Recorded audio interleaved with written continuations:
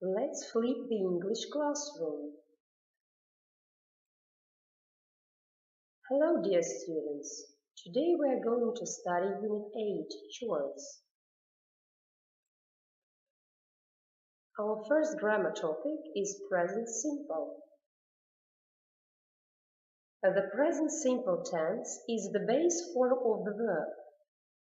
In positive sentences, after the subject, we use verb and then object. I read books.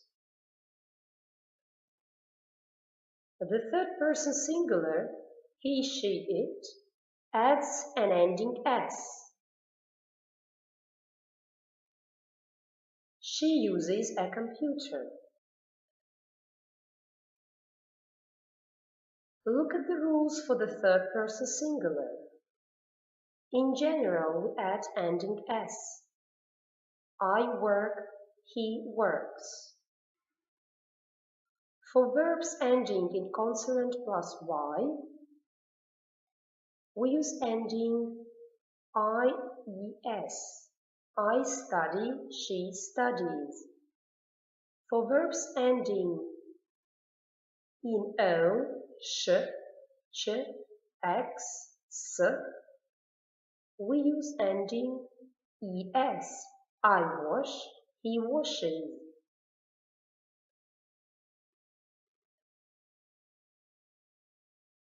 To make questions, we use do and does. We use the auxiliary verb does for the third person singular, he, she, it. So after does, we use the subject, then the verb and object. Does he ride a bike? We use do for the others, you, we, they. After do, we use the subject, then the verb base and the object. Do you like reading?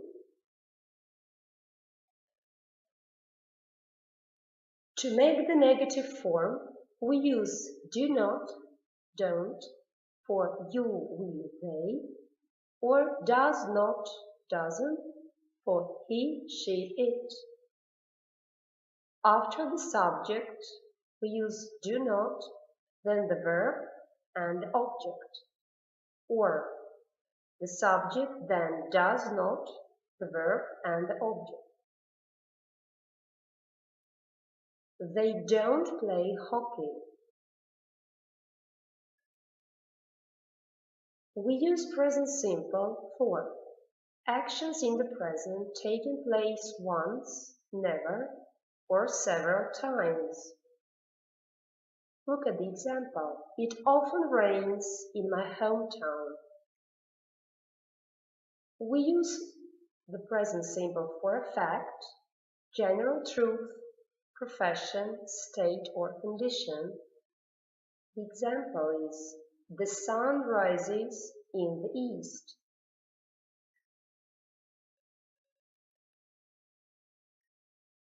For actions taking place one after another.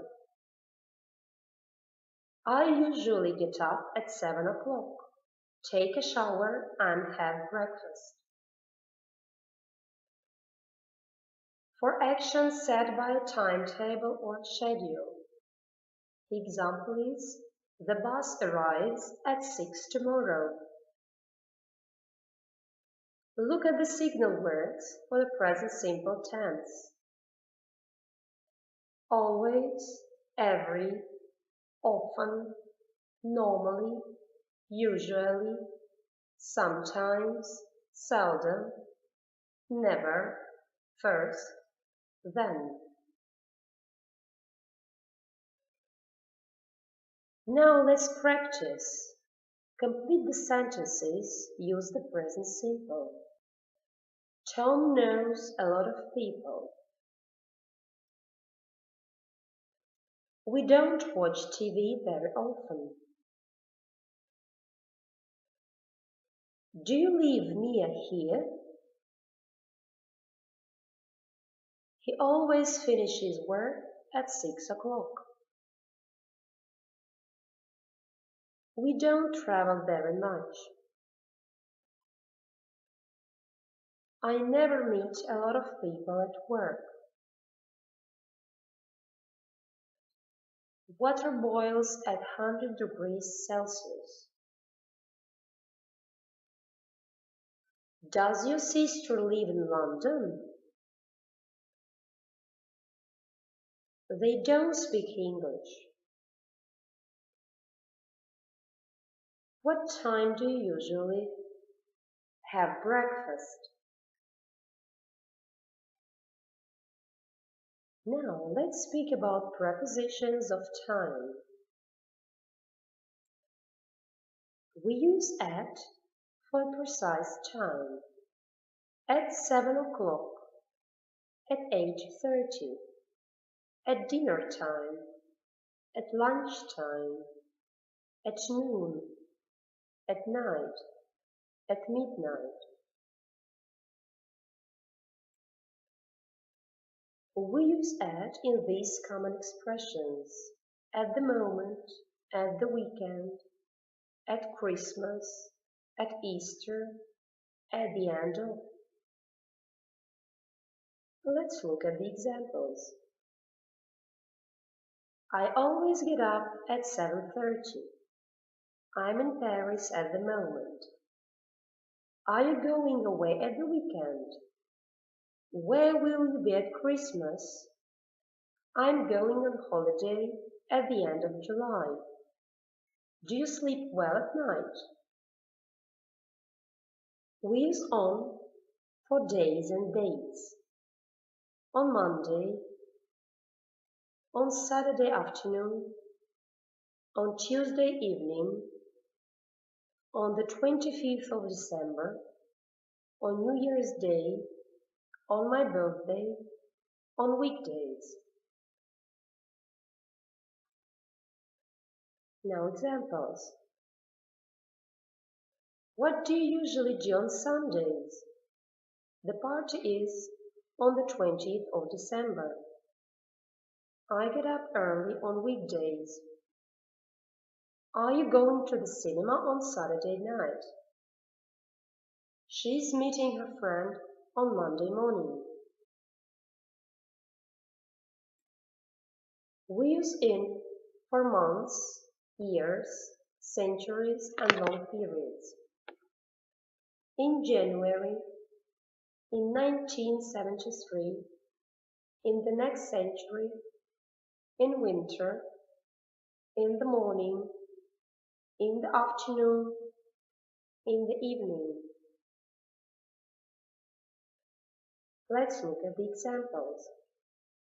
I'm going on holiday in August. Tom was born in 1989. This town is beautiful in spring. I have 4 lessons in the afternoon. He watches TV in the morning.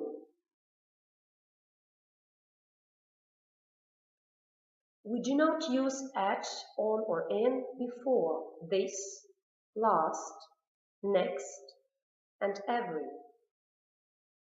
We go on holiday every summer. I'm leaving next Monday. Are you going out this evening? My friend was in Spain last year.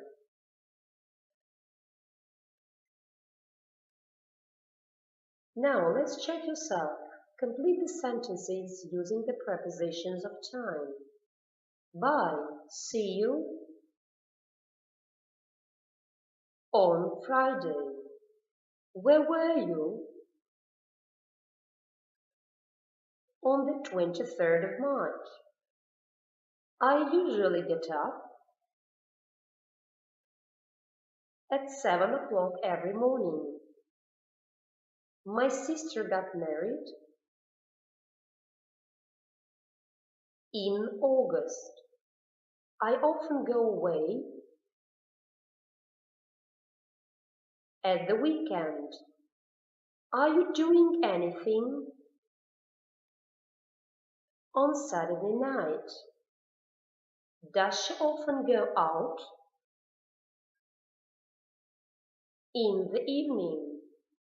The company started in 1989. I like to look at the stars at night. She's tired at the end of the day.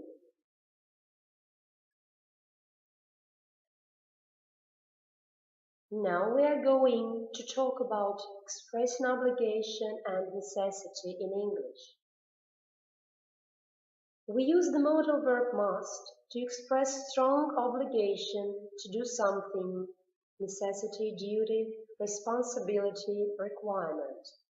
The obligation comes from the speaker, it's person obligation, and may be directed at the speaker or at the listener. So, after the subject, we use the auxiliary verb must and then the main verb. Look at the examples. I must help my family. You must take care of your pet. We use must to talk about the present or the future. Some more examples. I must clean up the house. It's present. I must call my mother tomorrow. It's the future tense. We cannot use must to talk about the past. We use have to talk about the past. We use the have to structure to express personal obligation, for example, the law or school rules. Let's look at the positive sentences. After the subject, we use have, then to, then infinitive. For negative and interrogative sentences, we use subject and the auxiliary verb, have, then to, and infinitive. Look at the examples. School children have to wear a uniform. I had to go to the dentist. He doesn't have to see the doctor. Did you have to go to school?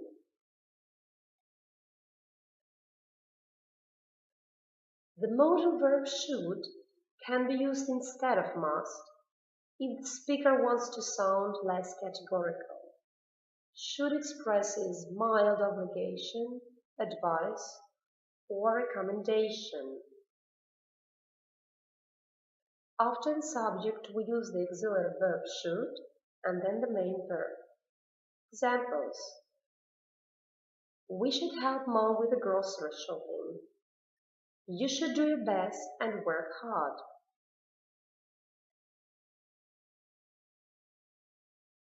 We can also use the structure it is necessary to talk about obligation and necessity. It's necessary to help our parents with the housework. It's necessary to eat fruit and vegetables. It was necessary for her to talk to the doctor. To sum up, remember, in a number of cases, you can replace must with have to, obligation, necessity, or should, advice, recommendation, if you want to sound less categorical. Use don't have to if there is no necessity to do something. Use must in the meaning strong obligation in the present and future. Replace must with had to for obligation in the past. Thank you for watching. Goodbye.